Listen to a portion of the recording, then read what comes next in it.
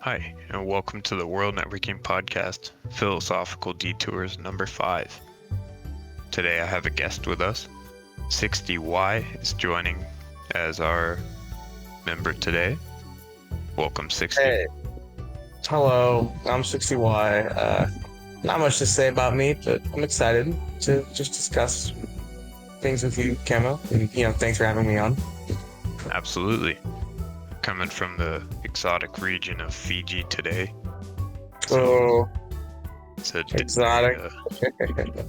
very different atmosphere. Most exotic Squirmy. thing we have here are the mosquitoes, man. Oh, they'll eat you alive. Yeah, your Goliath mosquitoes over there. Terrifying, I gotta say.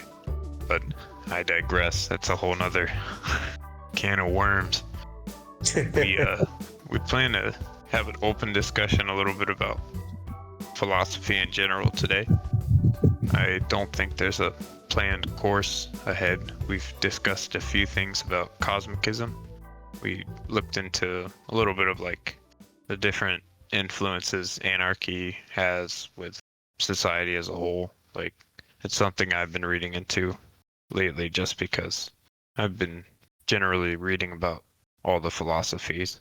Can't read them all, that there's so many, but really like diving into the main ones, and anarchy's up there. Yeah, So, I remember it's more an interesting. specifically, especially like the aspects of kind of ditching the modern life and the way we conduct ourselves in the modern day and age and kind of returning to a more primitive, au naturel time in our history. That was definitely an aspect that came up in a lot of the pre-discussion to this. Yeah, I think, a general sense of separatism, like not even being funny here, but being funny here. Star Wars is separatists. This is kind of the general thing, right? Like unionizing and combining forces with people around you. That concept, I think, appeals to a lot of people, and That maybe sense that's of a community, yeah. I yeah, think that's like a big it's part of it. the old response innately within us, like from generations of people flocking together. Like, Tribalism at its core. exactly. And that's something I've always found fascinating with religion, tied in with everything, is the power that has to connect people together. Like, regardless of whether you're not you adhere to that certain religion, you have to admit that religions have that kind of effect on people's spirit, people's motivation to gather and thrive. Yeah. Hmm. Well, I'm sure this is going to be a great discussion. I'm excited to see where it goes. But, you know, what do you think we should start off with? You kind of mentioned the separatists, and I was thinking there, I wonder how that ties into anarchist theory. Because, we were talking about the primitive, I can't pronounce it. We were talking about that sort of primal philosophy and that Oh, sense of the community, primitive, yeah, primitivism. We were talking about the primitivism. We were talking yeah, about sort and of tribalism. sense of tribalism, sense of community, communes. At the quintessential definition of them, and just how come you brought it up with separatism? What do you think made you make that connection? I guess if I could ask. Well, just generally like people wanting to have their own order to life. I think even if it was similar, like even if they wanted to adhere to having technology, the sense of having control of one's environment, trying to make something out of nothing also appeals to people. Like being able to be the emperor of their own land, in their own realm, so to speak. Like if people could do that, if they could have their own little piece of power, like I think most people would. Um, Even if it was small, like generally people enjoy having a sense of creative drive, creative control towards those things, the freedoms that come with just making something different, something yours, or even making it, like being a martyr, so to speak, like trying to influence others to do something different, just to be different, like Yeah. edgy, so to speak. Yeah, It's a, I get you. it's a weird way to put it, but I completely understand what you're saying. And, I think you mentioned, owning a piece of the land, owning a bit of your power, kind of having that control. And you mentioned the arts and being able to focus on, kind of just that ability of being able to focus on your crafts. You think the way our modern society goes, having to always worry about something, either bills, taxes, work, stresses of a day-to-day life. Do you think if all that was foregone, we'd be able to focus on ourselves more and focus on art and writing and literature and music? I guess those all fall under the category of art, but you get my meaning. yeah, I think it could have an effect, but it's almost like society's so intertwined with work that it's become part of us, and we would just find another way to invent work out of the art. A sense of competition would probably develop too, That's true. because people like that. People like that engagement. It's a different way of viewing life. In extension, a different kind of freedom. Yeah, and I think that need for engagement and I think at the end of the day, it's being noticed. I think that just kind of ties right back into our tribal instincts, safety in numbers, comfort in numbers. People are recognizing you, people are aware of you and the things you're doing. I think deep down in our ape brains, so to speak, that really connects with us. We want that. We want to have that notoriety, I suppose. Well, even doing podcasting, like trying to do these by myself, is still hard for me to feel natural with, even though it's just talking and it's essentially pretending that there's a response. um, because like you have to understand that, yeah, if you stop and wait for a response, nothing's obviously going to come. So you have to draw a conclusion or have a direct path. Like it's different than just coming in blind, a little bit more like this discussion. Even though we looked at some things, we never came to a direct conclusion on what we do. But that's part of being a host in an environment like this. I feel that I've learned is understanding who is coming on the show. I knew that you are good with open discussion, so this wouldn't throw you off. Some people it would, and that's why I thought it'd be interesting. And here you are asking me questions, so I think it worked. I think it's just there's this rhythm to these kind of conversations, this ebb and flow. I like to think of it as waves, you know what I mean? It's like it's just to me everything flows so naturally. Like the tide coming in, questions coming in, the ideas coming in, and then just exerting them out and hearing your thoughts and it kind of creates this infinite feedback loop. You know what I mean? Yeah, that's a beautiful way to put it, actually. It's like a seismic level event, like where things are always shifting, but maybe Mhm. it's minimal. Maybe it's Perpetual motion. unnoticeable. Yeah, but it's still, well, I wouldn't say perpetual, because perpetual is like, well, is it a perpetual machine? Like, or am I thinking wrong about that? The one where, energy is constantly in a loop. Well, in theory, that's what the those I think they're called Newton's balls of Yeah, gravity or Newton's balls. Yeah, well, a little dated there with the name there, Newton. I'm sorry, that's Okay. childish of me. No, Um, that was great. That was great.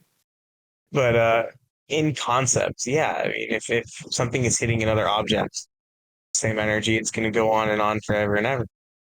Although in practice, a little bit of energy is lost in each transfer. Yeah, it's So maybe there is perpetual no motion. perpetual motion. Maybe Yeah, there is no yeah. such thing. It's yeah, it's conceptualized, but as far as we know right now, it hasn't been proven. It's Who still knows? very much a theory. Maybe Um, one day in our lifetime we'll finally figure it out. That'd be yeah, nice. I you got me caught up when you said perpetual though. That was like a red flag word. I'm like, oh, I don't know if that's Uh, perpetual because perpetual basically means infinite in a sense, and we that's a realm of discovery. Like it, is our universe infinite? Is our species gonna be? Well, our species. I don't know if any of us really think infinite is a tangible number to begin with. So making a claim like that would just be silly. yeah, I mean, I see where you're coming from. we're so young as a species. Like, it would basically be like betting on a random contestant in a random culture on a random planet and really, really, really believing that you made a good bet. Like, like that, it's so far out there. You're so far away from it. How could you ever possibly connect?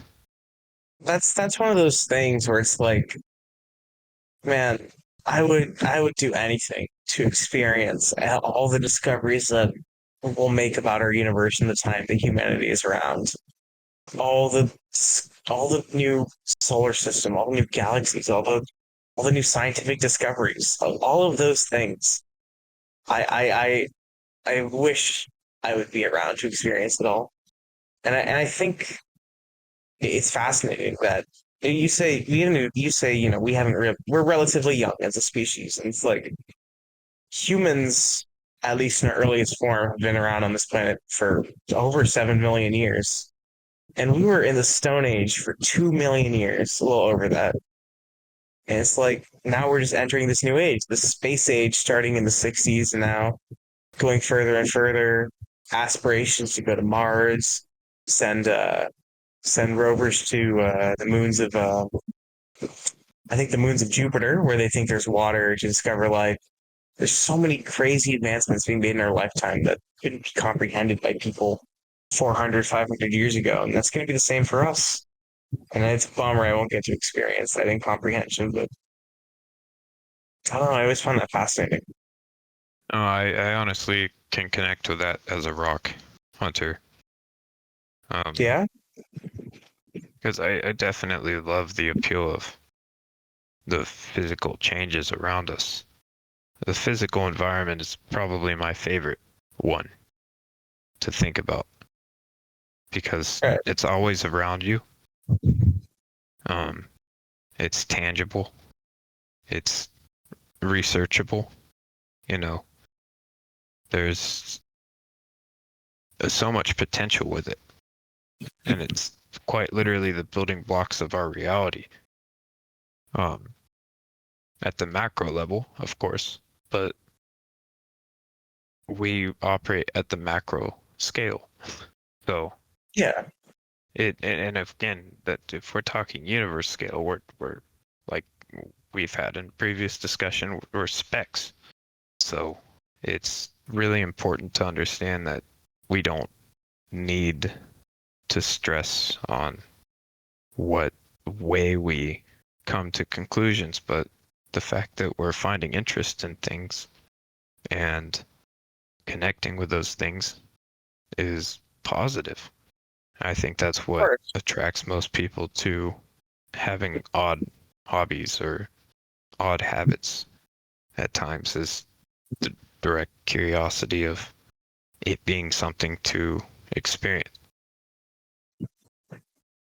What do you think the sort of drive inside of us? leads to hobbies and these kind of interests?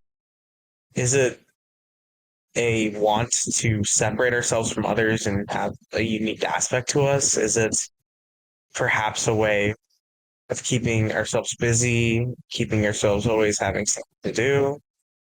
Just, I'm curious to hear your thoughts on that. Can you ask me it one more time because I want to think on that first part you said. All right. So just to repeat it a little bit more clearly, because I did kind of explain it in a weird way. What do you think it is about hobbies that draw us to them? I guess is that need for avoiding complacency or in separating ourselves from others of our species with these unique interests that we develop and spend time learning, Yeah, or do yeah. you think it's No, something else? I totally hear you. That's what I thought you asked. I just wanted to make sure. But I really do think it has a lot to do with control. Like I've thought about that a lot. Like because again, I constantly wonder, am I a controlling person? I don't want to be constantly down people's throats or feel like I'm unapproachable on that front. Like, oh, I want to be able to follow sometimes. I want to be able to experience both ends in in reality. Like having experience as a follower and a leader is the ideal situation. But when it comes to hobbies, you can lead your own path without any disputes because you're in your own space to create. You're in your own space to um, find success or find fascination within a piece of the universe you've held to find some value in. So I think part of it's that, part of Hmm. it's boredom, and people generally just adhering to something they understand in an environment where there's increased anxieties and um, constant stimulus. Being able to ground yourself with something that you've come to understand is healing for some people. Maybe again, just for others, it's something to be proud of, like tabletop. Some of the tabletop painters out there, they Those are some the very the way. talented people. Oh yeah, but even just the way they spend their time doing the terrain always Mhm. impresses me. Like that takes some real dedication to have 100 stands and sit there and dry brush and put all the speckles of dirt and maybe get a little airbrushing in there. Like you can find techniques and stuff that work for you, and they're probably going to be 10 different ways that people do their own figurines that just look equally as nice. So I I find that fascinating that hobbies are almost like a Distracting. universal sport for disconnection too. Yeah. Like, you can compete, but you compete on the disconnected level. Like you're more gathering information to then bring your own ideas to life. So Yeah. you're essentially disconnecting from that sense of, oh, I need to do it a certain way. Like there's no way to do hobbies. Like you find out how to make your hobby a thing, how to make it work for you. Um, some people it is being a completionist and, making sure you snag all the angles of what you're trying to gather. But Yeah. that's it. That's really what it is. It's like hobbies are kind of a reflection of us, and that's why they're so different. And uh, some people find hobbies that work with others. Some people find hobbies that they'd rather, keep hidden. So, like, it's really tough to say one thing with that. It's a that's a tough one when you try to really verbalize it. But I think those are a few ways that come to mind for me that I think are sensible. What do you think? So if you could repeat one more time. Oh, you're good. I just asked you, what do you think? Hmm. I need to think on that one for a second.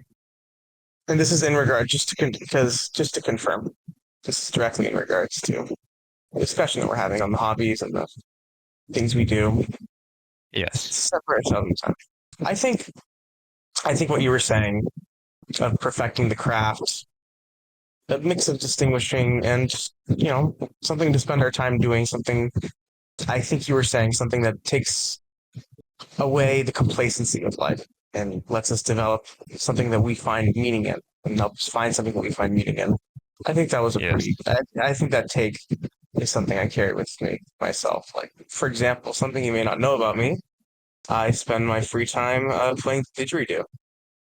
And it's not a Oh, particularly useful instrument to learn. It's not really something I can carry over in a career or anything like that. But, it's something I enjoy. It's something I find meaning in to myself and something that gives me something to do with my time.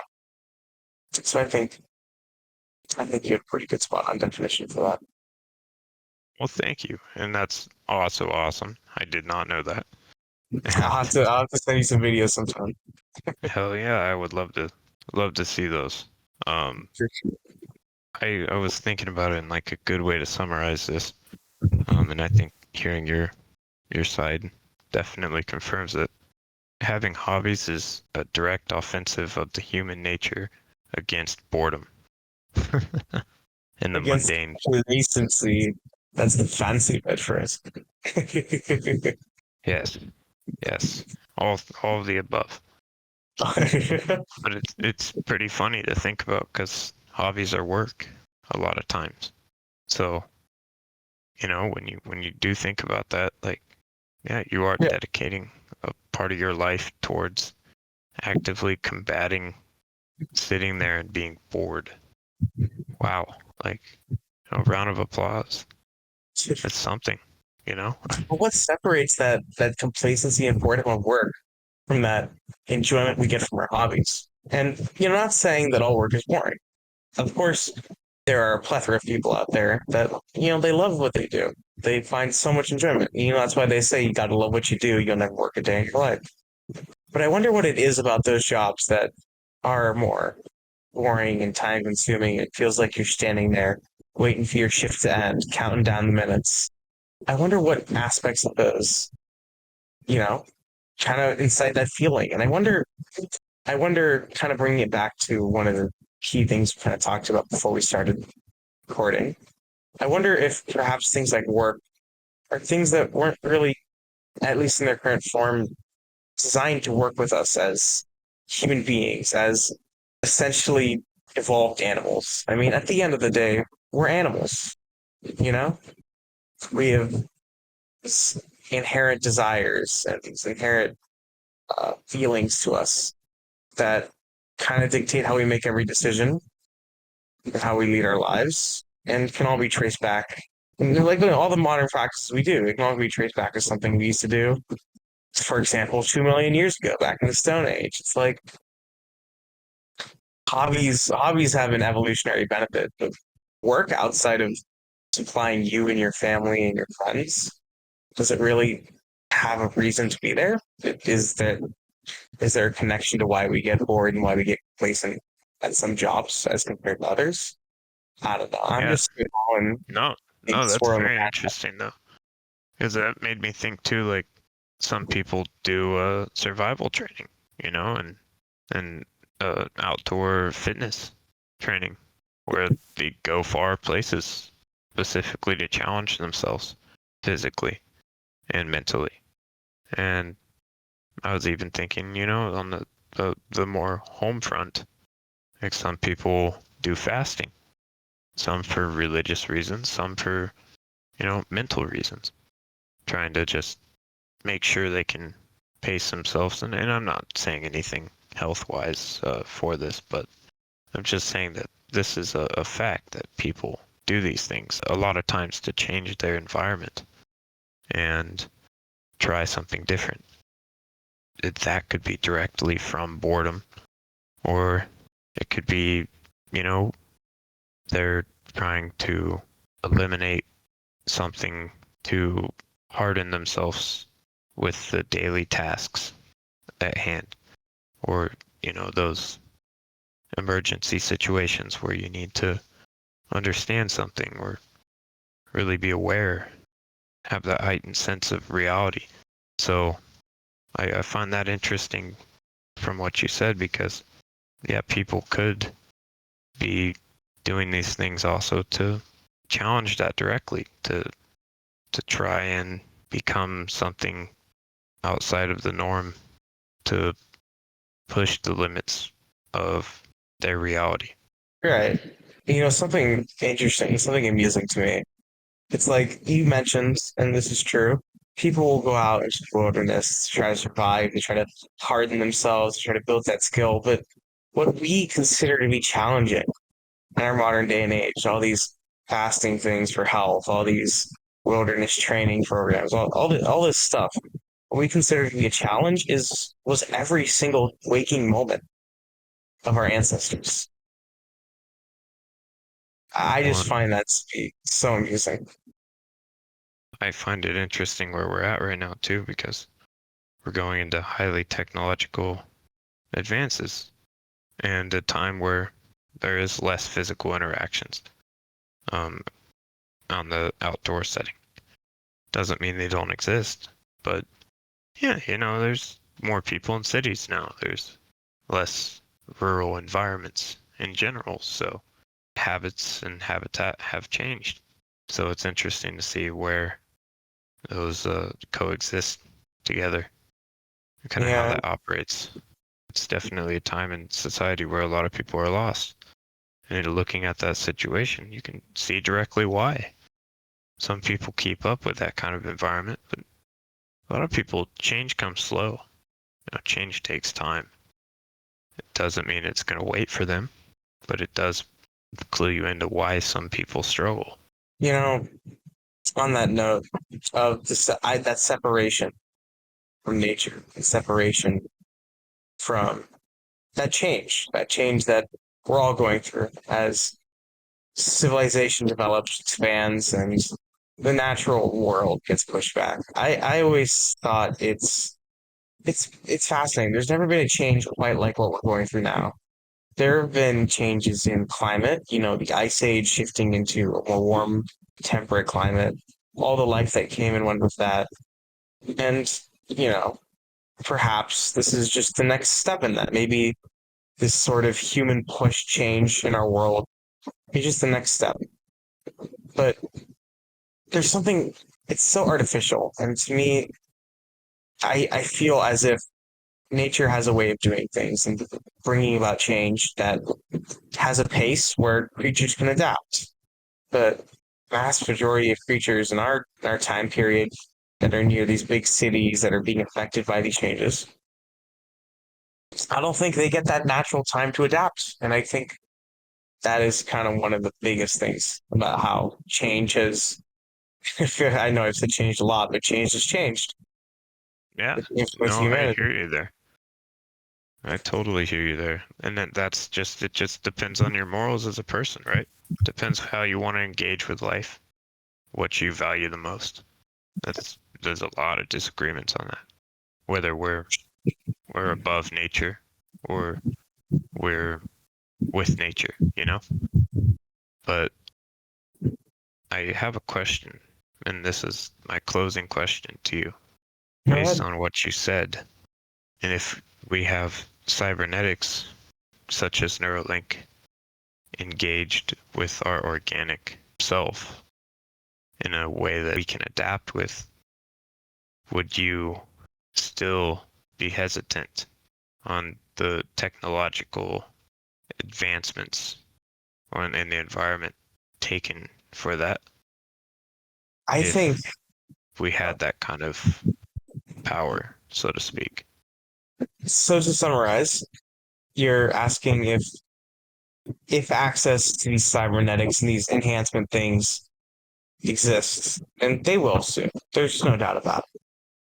But you're asking me if I would be willing to make that exchange at the cost of the way we go about our natural world, go about our natural cycle of learning and Or growing and even developing. would you just accept it in society, within society? Like, would you accept that as someone bettering themselves, or would you view it as something that's only should be used in necessary cases like medical paralysis, um, paralyzed people, like things like that, where yeah, that capability would be wonderful if you were in that situation, but being as a healthy, organic being, like, would you prefer that? Would you prefer to keep full organic operations? I got you. I got you. I think it's complicated because these technologies have such potential for easing the life of people with medical problems or disabilities. I think all that stuff is perfect, and I think that should be pursued. But frivolously enhancing ourselves with these technologies that no doubt are going to be snatched up by corporations to monopolize, you know, I feel as if this is just a sudden shift that we as a species are never supposed to go through. And while I wouldn't discourage someone from going through these, I wouldn't discourage someone trying to better themselves. Everyone has difficulties in trying to make change in their life. And if this helps them make the change that will benefit them in the long run, who am I to judge that? But I do think the moment we start enhancing ourselves and the moment we start making these changes, I think that's one of the final, what's the term? One of the final straws on the camel's back. The point of no return to that connection we have to the natural world. Or a start to helping people understand it better. And that's the hope I have, that maybe the power behind one can become a little more engaging, but that will only be seen if, with how technology advances, what direction it does. I mean, things could go more wartime, and war tech could develop in different ways, and then maybe the scientific realm gets a little more ignored. Like, we don't know. The space travel seems to be something that's been improved on steadily, and it's very fascinating as an outside observer to witness. For sure. I mean, never before have private companies been able to send things into space. And I have my No kidding. opinion on SpaceX and uh, Blue Skies or whatever the one run by Jeff Bezos is. But, it's an accomplishment. My disdain for the overly wealthy aside, I think it's a monumental accomplishment for a privately owned business and corporation to achieve things that took, government funded operations, which took place in a different time. Those were monumental in their own right. But government funded corporations, decades. So I think that's really, I think no matter what happens, we are going to see some of the most fascinating technological developments in our lifetime. Absolutely. There's no doubt about that.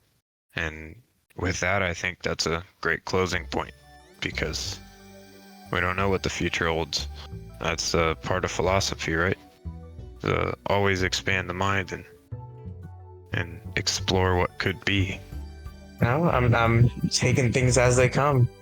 I think that even if I disagree with things or path things are taking, I'm but one of trillions, you know? So I'm gonna sit back and I'm gonna enjoy the ride no matter what happens. And I think that's an ideal way to kind of carry oneself. But of course, each their own. Well, thank you for being a part of the show today, 60. I It was appreciate honestly you inviting me. wonderful. Hopefully, I Yeah. wasn't rambling too much. Oh, no.